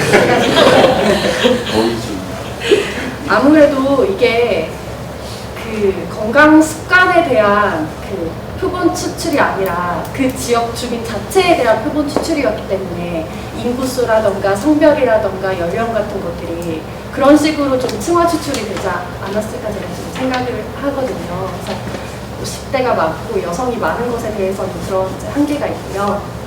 그 부분을 좀 보정을 해서, 아직 이 연구가 발표가 되지 않은 연구이기 때문에 연령이라던가 성별에 대한 부분을 보정해서 빈곤이 영향을 미치는 요인에 대해서 분석을 해볼 수 있을 것 같아서 말씀해주신 질문에 이렇게. 그리고 아까 설문조사 도구 말씀하셨는데, 그 사회적 자본 같은 경우도 건강 행태와 이제 완전히 연관된 질문을 하지 않았고요. 말씀하신 대로 큰 돈을 빌릴 수 있는지의 질문을 했었고, 내가 고민이 있을 때 상담할 수 있는 사람이 몇 명 있는지를 질문을 했었고요. 그리고 주변에서 만나는 날짜가 뭐 일주일에 4회 이상이 되는 사람이 몇 명인지, 이런 사회적 자본에 대한 일반적인 질문들을 했던 거고, 단순히 지금 이 연구에서는 퍼플티가 셀플레이티드 헬스에 영향을 미치는 매개 변수로만 사용을 했기 때문에 이게 이제 독립 변수가 돼서 종속 변수 가운데 뭐 매개 변수로 그 건강 행태를 넣는다던가 하는 것들은 조금 해보지 않았어서 네, 그런 부분은 조금 부족하지 않나 하고요. 그리고 아까 알코올이랑 흡연도 여부를 조사했다고 이제 이렇게 말씀하셨는데 맞습니다. 이게 뭐 고위험 음주율도 있고요, 고위험 흡연율도 있고 이런 식으로 나눠볼 수가 있는데 이제 본 연구에서는 이렇게 아주 세밀하게 조사를 하지 않았었어요. 네, 그럼에도 불구하고 다른 개발도상국에서 하고 있는 저희 연구들에서는 고위험 음주나 고위험 흡연과 나눠서 이렇게 해봤을 때도 똑같이 이제 주관적 건강에 영향을 미치는 것으로 나타난 지금 분석하고 있는 연구들도 있어서 아무튼 제가 지금 디펜스를 하는 느낌인데 그 앞으로 국제보건 분야에서 이런 헬스 프로모션과 관련된 연구들을 할 때는 모든 분들이 말씀해 주신 것처럼 조금 더 세분화된 그 팩트들을 가지고 연구를 할 필요가 있을 것 같습니다. 좋은 의견을 주셔서 감사합니다. 제가 무슨 말씀을 드렸는지.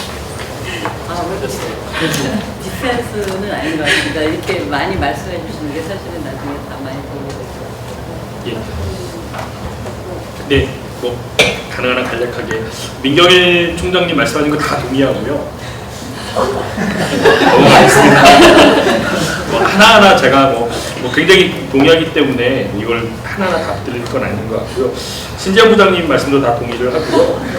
질문에 대해서 좀 답을 드리면 왜 영국인가, 왜 맨체스터인가 이거는 그 연구가 있어서 해봤습니다. 예. 제가 그 87년에 월드 디벨롭먼트 지 이후에 전 세계 연구를 다 하기에는 조교도 없고 시간도 없고 저는 뭐 지원받는 것도 아니고 혼자 재밌어서 하는 거기 때문에 여러 가지 상상 못했고요. 근데 마침 아까 제가 보여드린 책이듯이 연구에서 이런 고민이 있었기 때문에 그걸 차용해서 들었기 때문에 만약에 같은 영국에서 뭐 서섹스 컨퍼런스가 있었다. 다른 얘기가 그럴 수도 있습니다. 근데 지금까지 제가 엔조 관련 연구를 쭉 하면서 그런 건 없었던 것 같고요. 이 데이비드 흉과 마이클 에드워즈가 가지는 어떤 그리고 그 나왔던 비욘드 블리시, 매직 블리시나 이런 책들이 가지는 학문적인 어떤 중요성을 알기 때문에 이게 좀 정당하다는 생각이 들었고요. 그 다음에 새로운 주제는 아까 제가 뒤에 부분에 쓴 거를 아빠도 잘 말씀 못 드렸는데 그런 겁니다. 기존에 우리가 하던 거 잘하자. 한국 개발의 특성도 지금까지는 뭐 조직 특성 이런 거 했는데 아까 민신부님 말씀하신 리더들은 왜 기업 그런 거 기업에서 오신 뭐 세이브 더 칠드런 월드비전 기아대책 뭐 이런 기업에서 장이 오셨거든요. 그러면 기업에서 수장이 오면은 그 전에 사회복지나 목사님들이 하는 것보다 사업 효과성이 좋은가? 모금이 잘 되나? 그런 것들. 그 다음에 왜 개발 NGO들은 인권을 얘기하지 않는가? 이런 것들도 사실 연구해야 됩니다. 그래서 그런 연구를 저는 더 해야 되고 정부와의 관계에 있어서 보조금 문제로 NGO, 개발 NGO들이 가진 특성이 뭐가 잃어버릴까 이런 연구를 해야 되고요. 그 다음에 영국이 마치 했던 연구들 즉 변화하는 SDG 같은 것도 변화하는 환경에서 NGO가 정말 대안이 될 수 있을지 이제 SDG가 되는 것도 성과나 효과성에 대한 연구 사실은 24개 중에 하나도 없습니다. 예, 지금까지 없었습니다. 왜냐하면 NGO에 대한 성과 관리가 들어간 지 불과 2, 3년 전이거든요. 그래서 이거에 대해서 성과 관리를 잘했더니 NGO 사업 효과성이 높아졌다. 아니다. 라는 논문은 이제 데이터 컬렉션이 들어가서 해야 됩니다. 이제 제가 그거를 하기 위해서는 제가 성과 관리도 같이 참여하고 있거든요. 그래서 좀 그런 거를 앞으로 논문이 나와야 될 분야이라 생각하고요. 네, 우리 남 과장님 말씀하신 질문은 선제 환경 굉장히 공감합니다. 제가 이 연구들을 보면서 세이브 더 칠드런에서 펀딩을 해가지고 사실은 마이클 에드워즈 투 클러스 투 컴포트 이런 책 나오고 그랬거든요. 그래서 좀 저는 그 코이카에서 그러니까 국제개발협력 기존의 체제에서 NGO를 굉장히 마이너하고 연구도 계속 합니다. 그래서 누가 해야 되는가? 저는 책무라고 생각합니다. 월드 비전 세이브 더 칠드런, 굿네이버스 큰 단체들의 책무라고 생각합니다. 물론 많이 기여를 하지만 이 단체들이 한국 개발 NGO들이 어떻게 발전할 것인가에 대해서 연구하고 뭐 연구자에게 비용을 주고 계속 그런 연구 자기들이 하는 걸 지식화하는 작업이 반드시 저는 그 큰 단체들의 책무고 KCOC의 책무라 생각합니다. 그래서 그런 환경을 그러면서 이제 학회 같은 데랑 연결이 되면 훨씬 더 좋겠다는 생각이 들고요. 마지막으로 정 교수님 사실은 둘 다 없습니다. 저희 오데야체가 유일하게 코피드랑 오데야체가 있는데 저희가 정부에 대한 모니터링을 하고 있는데 아쉽게도 아카데믹 페이퍼를 안 나왔습니다. 저희도 그 정책 보고서로 계속 나오고 있는데 아마 내년에 저희가 먼저 투명성 ERD에 한국이 가입을 했는데 오데야체가 좀 발의를 해서 많이 됐는데요. 저희가 한국 원조 투명성에 대해서 카티라는 새로운 지수를 만들어서 그 아마 재볼 겁니다. 그래서 그게 좀 쌓이면 그런 게 이제 아카데믹 페이퍼로 나올 수 가능성이 있고요. 그다음에 말씀하신 정부랑 협력과 비판 사이에서 갈등에 대해서도 지금 진행 중이어서 그런 갈등을 하는 사람들 사이에 좀 적고 그런 갈등이 쌓여서 또 일반적인 현상으로 정리되기 좀 시간이 필요한 것 같습니다. 그래서 그런 과정에서 반드시 제가 보기에는 저희 실무자 활동가들이 그런 고민을 풀어내면 선생님 같은 학자분들이 결합이 돼서 그걸 의미 있는 내용을 풀어내는 것이 좀 필요하지 않을까 하는 생각이 듭니다. 예, 감사합니다. 혹시 또 질문하실 분 있으세요? 말씀하세요. 제가 정말 30초만 127페이지 보시면 우리 국제개발협력연구지예요. 127페이지 위에 거 보시면 23번 논문이요. 개발 NGO 후원자와 수혜자 아동 참여 딜레마 인데 이거 굿네이버스에서 오래 활동하다가 지금 호주에서 박사하는 노 박사라는 분이 쓰셨거든요. 국제개발협력연구지에 기고하셨거든요. 제가 보기엔 이 논문과 다른 논문이 확 차이가 납니다. 뭐냐? 본인이 직접 개발 NGO에서 아동 결연을 하면서 생긴 문제들에 대해서 흔히 말하는 빈곤 포르노를 아카데믹하게 풀어 논문을 쓰셨거든요. 이런 논문들이 이제 나오기 시작합니다. 그래서 이런 것들이 개발 NGO에서 나오는 문화적인 현상, 아까 질적 연구라고 하는 NGO의 변화에 대한 연구들, 질적 측면 이런 것들이 드디어 실무자를 하던 농담했던 분들이 계속 의미 있는 연구가 나오기 때문에 좀 희망이 있고 우리 여기 있는 분들 특히 NGO 기준에 같이 좀 해야 될 일이 아닌가 생각합니다. 네, 우리나라가 이제 경제 성장을 굉장히 급하게 빨리 단시간 내에 하고 이제 지금은 원조를 주는 원조 공유국이 되었는데 그것처럼 이런 그 개발 협력의 역사도 굉장히 집약적으로 얘기되는 것 같아요. 그래서 이제 맨체스터에서 사실은 이때 15년 동안에 하고 지금 20년이 되어오는 이거를 사실은 우리 벌써 그 마지막 단계에 그 토론 주제와 같은 고민을 하고 있거든요. 아까 얘기한 그 레지티머스라든가 임팩트 문제라든가 그다음에 그 정부 지원을 이렇게 받는 그런 걸로 전락하는 게 아니냐. 그러면서 NGO의 정말 특성을 살리는 그 서비스 델리버리를 하더라도 특성을 살리는 걸로 어떻게 갈 것이냐. 그다음에 어떻게 주민을 이제 역량을 강화시킬 것이냐. 그다음에 또 애드버커시 통해서 정책을 어떻게 영향을 줄 것이냐. 이게 사실 현재 지금 그 NGO들의 토론 과제인데 우리도 지금 바로 그런 면에서는 같은 것 같아요. 그래서 어제 제가 포이카 자문회의에 observer로 갔는데 거기서 이제 그 NGO가 NGO가 사업을 디자인을 하고 이거를 받는 게 이제 말하자면 그 채널 2거든요. NGO 그래서 ODA를 받아서 하는 게 있는가 하면은 국가 대 국가 차원에서 프로젝트를 만들어 놓고 사실 거기에 그것을 집행하거나 아까처럼 그 감독을 하거나 평가를 하거나 아니면은 지구촌 나눔운동 같은 경우에 보니까 전체 그 관리랑 농촌 개발은 지구촌 나눔운동이 하면서 거버넌스는 뭐 다 정리돼 그다음에 보건은 연세대학교 이렇게 컨소시엄을 만들더라고요. 이제 그 후이카 쪽에서도 그런 걸 많이 해갖고 NGO들이 단지 자기 사업에 보조금을 달라 그러는 그런 그 행위자가 아니라 이 전체 사업의 액터로 들어오는 거를 더 많이 했으면 좋겠다라고 이제 그 사람이 요구를 그런 거를 말씀하시더라고요. 그래서 그렇게 하기 위해서는 그런 레벨에 사실 사업 집행도 하고 성과 관리도 하고 평가도 해내야 되는 이제 이런 것들이 과제라고 생각을 합니다. 그래서 오늘 이 그 세션이 굉장히 그런 거에 좀 동기부여를 하는 세션이 아니었나 생각합니다. 그래서 여기서 이제 한 두 가지, 이 NGO지만 열심히 일하는 것도 좋지만 그 연구에 관심을 갖고 이제 그 연구 쪽에도 성과를 내서 이제 에비던스를 만들어가는 작업이 필요하다는 건 한 가지하고 두 번째로는 이제 NGO와 또 다른 학교라든가 이런 데하고 협업을 통해서 같이 말하자면 보완적인 역할을 해서 좀 더 그 개발 효과를 높이는 그런 노력을 해야겠다라는 이 두 가지가 오늘 크게 레슨이었던 것 같습니다. 이렇게 한 자리도 빠지지 않고 딱 맞게 자리를 이렇게 다 참석해 주셔서 감사하고요. 하여튼 이 세션을 이렇게 마치도록 하겠습니다. 감사합니다.